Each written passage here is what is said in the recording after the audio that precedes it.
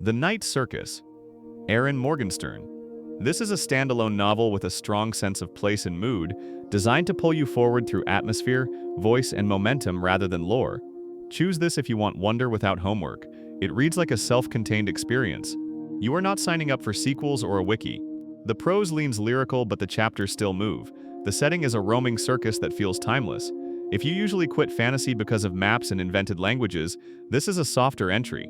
A useful fact is that it was the author's debut novel, and it became a long-tail favorite through word of mouth. On audio, the dreamlike pacing often feels even smoother because you can settle into the imagery. If you want a clear test, read the first 50 pages, then decide if you want to stay in that atmosphere. If you love the idea but fear slow pacing, treat it as a nighttime book and read small chunks. Because it is not a series, you can stop anytime and still feel the experience without pressure to continue. The Kite Runner, Khaled Hosseini. This is a standalone novel with a strong sense of place and mood, designed to pull you forward through atmosphere, voice, and momentum rather than lore. Pick this if you want a realistic, emotionally direct book that still has page-turning pull. It is a single-volume story, so you get full closure in one read. The writing is clear and conversational, not literary in a hard way. The book is often recommended to people returning to reading because it creates momentum early. It is also a strong audiobook choice because the narrative voice is steady and easy to follow. Content can be heavy, so it is best when you want an intense human story rather than comfort. A practical tip is to read in short sessions because the emotional weight can make long binges tiring. If you are unsure, start it on a weekend and see how it lands, then move to lighter standalones from the full list in the main video. Many editions are widely available, and you can pick print, ebook, or audio without missing anything. If you want a second pick after it, choose something gentler like a classic suspense standalone from the list. The Book Thief, Markus Zusak. This is a standalone novel with a strong sense of place and mood, designed to pull you forward through atmosphere, voice, and momentum rather than lore. This is a great pick when you want history with warmth and a distinctive voice. It is a standalone, so you can finish it and feel complete.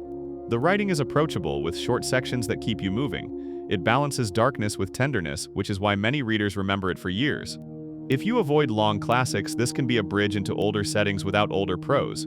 One interesting detail is that the author originally wrote it in Australia, and it slowly grew into an international staple. If you listen on audio, the book's shifts in tone are easier to track because the narration signals them clearly.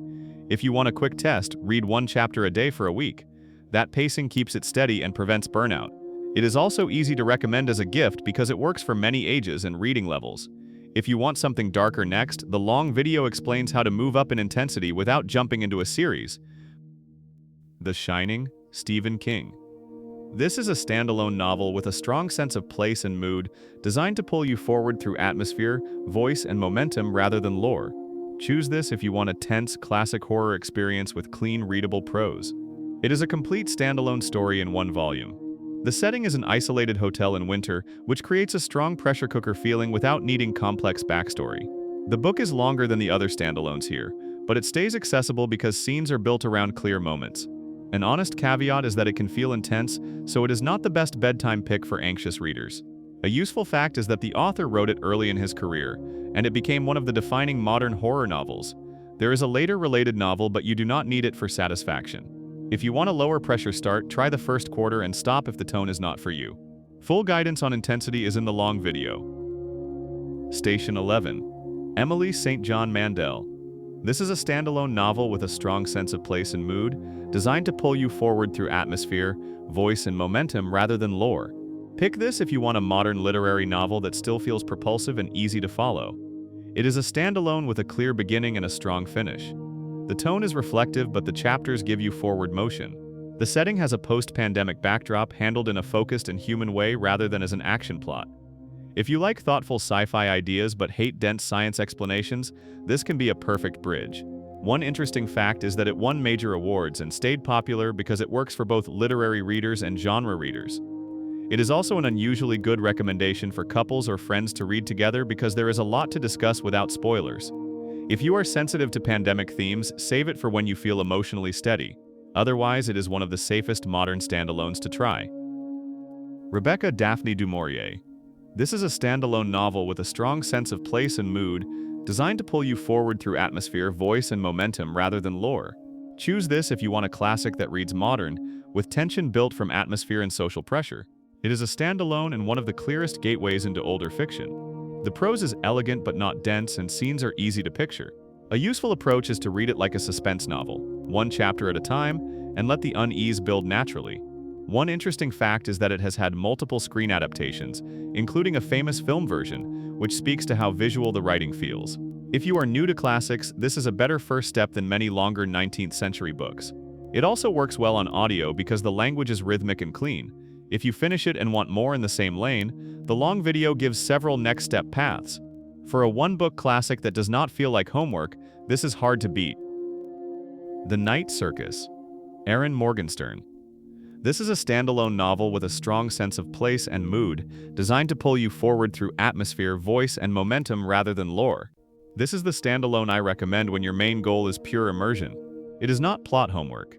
It is about the feeling of being inside an invented place.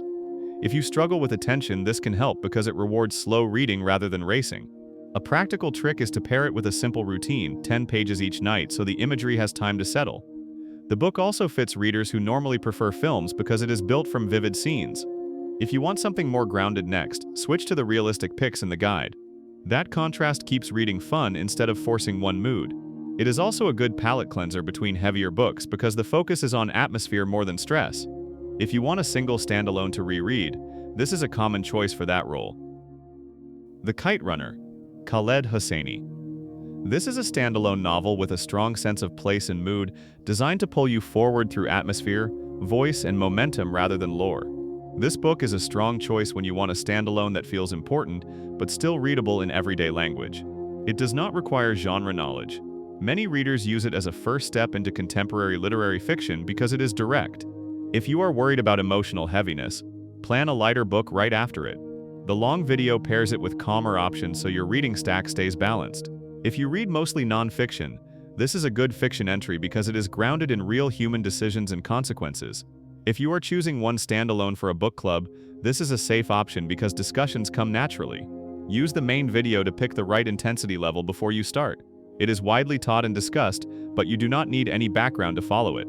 If you want an even faster read next, use the long video to switch to the most propulsive standalone on the list. The Book Thief, Markus Zusak. This is a standalone novel with a strong sense of place and mood, designed to pull you forward through atmosphere, voice, and momentum rather than lore. This is the standalone to pick when you want a book that feels both accessible and unforgettable. It is often recommended to teens and adults for the same reason: the voice carries you. If you have not read a novel in years, the shorter sections can keep you consistent. If you want a gentle ramp, read a few pages during lunch rather than trying to binge. The book is also a good transition after fast thrillers, because it stays engaging without relying on twist mechanics. If you want to build a small personal library of standalones, this is one of the safest buys, because it rereads well. Full standalone planning is explained in the long video. The book is long enough to feel substantial, but the section structure makes it manageable. If you like it, you can explore more historical fiction later, but this one stands on its own. The Shining, Stephen King. This is a standalone novel with a strong sense of place and mood, designed to pull you forward through atmosphere, voice, and momentum rather than lore. This pick is for readers who want a strong, familiar horror voice without complicated structure. It is a classic example of how suspense can come from setting and pressure rather than puzzles. If you are horror curious, this is often easier than experimental horror because the prose is straightforward. A simple rule is to avoid starting it when you are sleep deprived, because your tolerance for tension drops. If you like it, you can stop there and still feel satisfied. If you want more later, the related book exists, but it is optional and better as a bonus. If horror is not your lane, the guide includes equally propulsive standalones that are not scary. Use the short videos as entry points, then watch the full standalone guide for the whole map.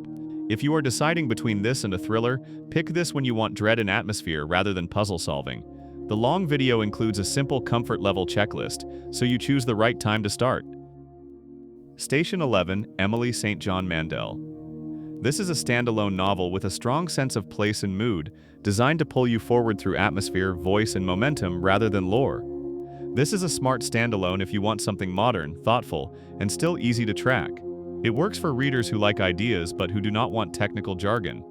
The book is structured in a way that invites reflection, but it also gives you hooks to keep turning pages. If you are a mood reader, this fits the quiet, contemplative lane. If you are a binge reader, set a fixed reading window and stop, because the tone is richer when you let it breathe. It is also a good follow-up after heavy thrillers because it resets your attention and slows you down in a good way. If you want a classic instead, the guide pairs it with older standalones that still read fast. Watch the full long video for the complete mood map and the best first pick for your taste. It is often described as literary science fiction for people who do not want a technical lecture. If you want more books like it, the long video shows which series to try only after you know you like this mood. Rebecca Daphne du Maurier. This is a standalone novel with a strong sense of place and mood, designed to pull you forward through atmosphere, voice and momentum rather than lore. This is the classic standalone I recommend when you want tension without modern gimmicks. It still feels current because the writing is so visual. If you have only tried classics that felt slow, this is a different experience.